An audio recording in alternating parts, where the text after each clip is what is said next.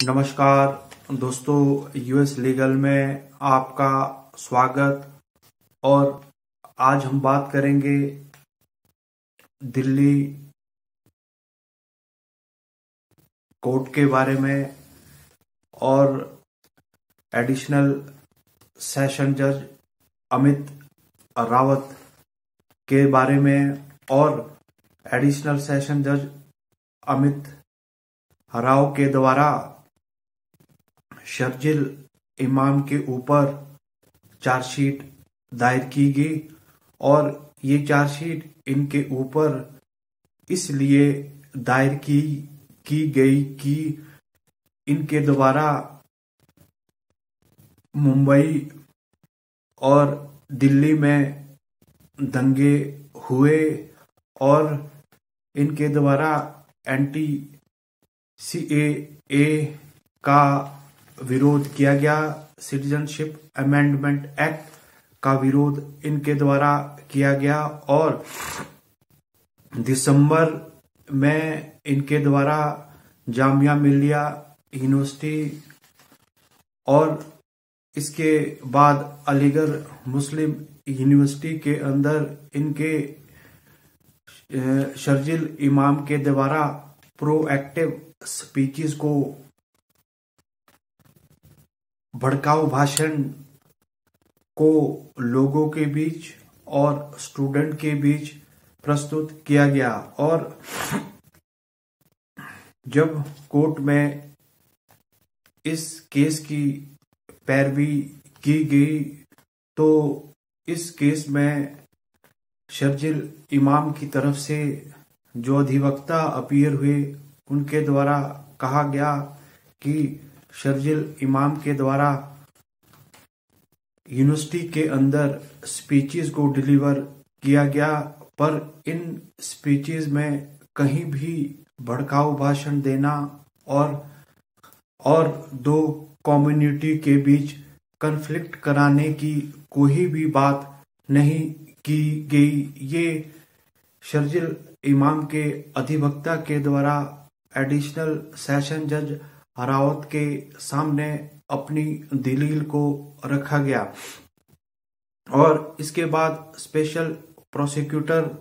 जो सरकार को और दिल्ली सरकार को रिप्रेजेंट कर रहे थे उनके द्वारा इस केस में कहा गया कि शर्जिल इमाम के द्वारा प्रोएक्टिव स्पीचेस, भड़काऊ भाषण और दो कम्युनिटी के बीच दंगा फसाद करने का विरोध उनके ऊपर लगा। और इस बेस के ऊपर इनके ऊपर कोर्ट ने चार्जशीट को दायर किया और इनके ऊपर दिल्ली के अंदर जगह जगह पर एफआईआर को दर्ज किया गया। और एफआईआर को दर्ज होने के साथ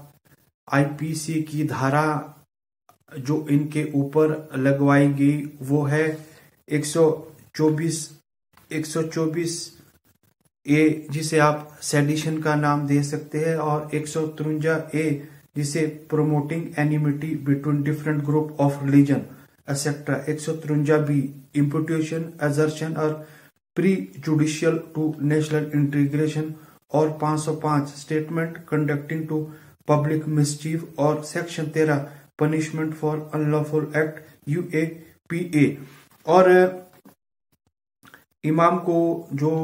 वाइड एफआईआर नंबर 22/2020 के तरफ इनके ऊपर दिल्ली पुलिस के द्वारा एफआईआर रजिस्टर करी गई और इनके ऊपर जो चार्जेस लगे वो लगे यूएपीए, और इन्होंने एंटी सीएए का विरोध किया और इसके तहत ये इनके ऊपर चार्जेस लगे। और इनके भाषणों के द्वारा दिल्ली के अंदर दंगे हुए और दो कम्युनिटी, मुस्लिम और हिंदुओं के बीच एक विद्रोह, एक तनाव का सिलसिला सामने आया। और दिल्ली पुलिस के द्वारा इनके ऊपर एफआईआर दर्ज की और एडिशनल सेशन जज रावत के द्वारा इनके ऊपर चार्जशीट को कोर्ट में दायर किया गया और दोनों वकीलों के द्वारा अपनी अपनी दलीलें रखी गई और शर्जील इमाम के द्वारा 2019 में बेल के लिए एप्लीकेशन को दायर किया गया था, पर उसे उस टाइम खारिज कर दिया गया कि उनके ऊपर आरोप लगा कि इनके द्वारा देश के अंदर और देश की एकता, अखंडता और नेशनल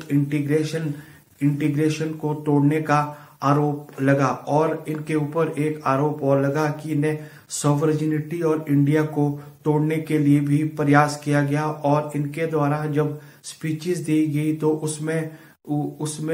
उसमें इस तरह से स्पीचेस दी गई कि उन्होंने कहा कि उन्होंने एक